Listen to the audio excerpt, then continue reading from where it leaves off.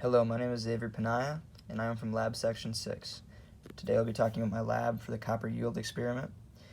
In this chart, it goes through the cycle of copper going from our initial sample into its purest form after going through a series of chemical reactions.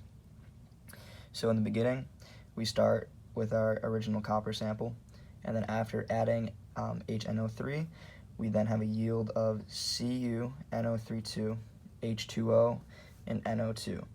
CuNO3, 2 is in an aqueous form, H2O is in a liquid form, and NO2 is in a gaseous form. We can find that these three chemical components are in the sample because of a color change that goes from a copper color to a green liquid. It started to bubble, and a brownish-orange gas was released after the HNO3 was given. The CuNO32 represents the greenish liquid. The H2O represents the liquid form, which is also mixed with this in the aqueous form. And the NO2 gas is the copperish red smoke that comes out of the liquid after the HNO3 is added. After some time of letting it settle, we then add NaOH to the chemical component solution, and then we release CuOH2, which is an aqueous form, and NaNO3, which is also an aqueous form. After NaOH is added, a deep blue color appears along with the solution becoming very viscous. It is not clear anymore after we add the NaOH, but we can know that these two chemicals are in there due to the fact that it thickens up and the fact of the color change. After letting this settle again, we then heat the solution, and then that turns the solution into H2O, liquid form, and then CuO, which is in solid form.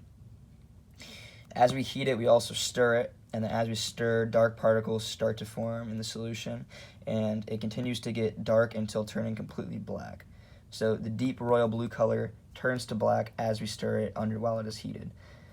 After stirring for a good amount of time and the solution then turns black, we add H2SO4 to the solution to then keep the H2O. It does not leave, it is still in liquid form. And CuSO4 appears in aqueous form. The solution then also changes from a black color to a brown color and is cloudy. But then after stirring, it then quickly changed to a very, very, very clear blue.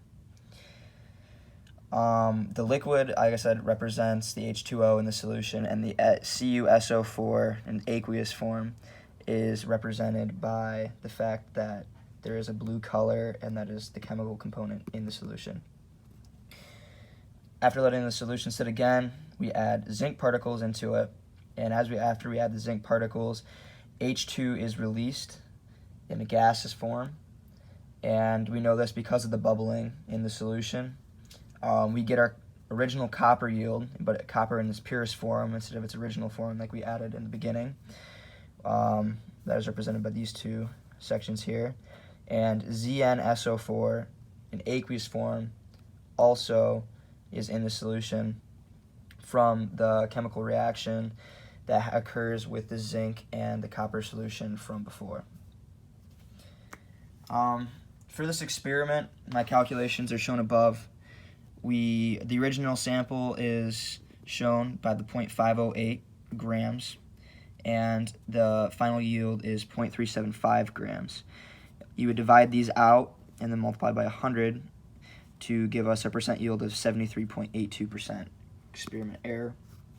The reason that it is not 100% accurate is because of experiment error, and the difference between measurements of actual value versus the value that you got is why it happened.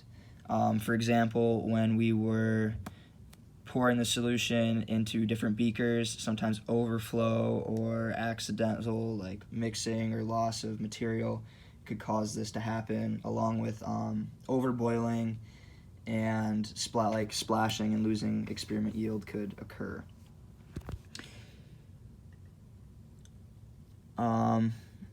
For my experiment, There's a couple of references. For one, the lab manual, especially table 2.1 in the manual, which shows a lot of how the experiment was done, the yields that I got, the observations I made, are all there.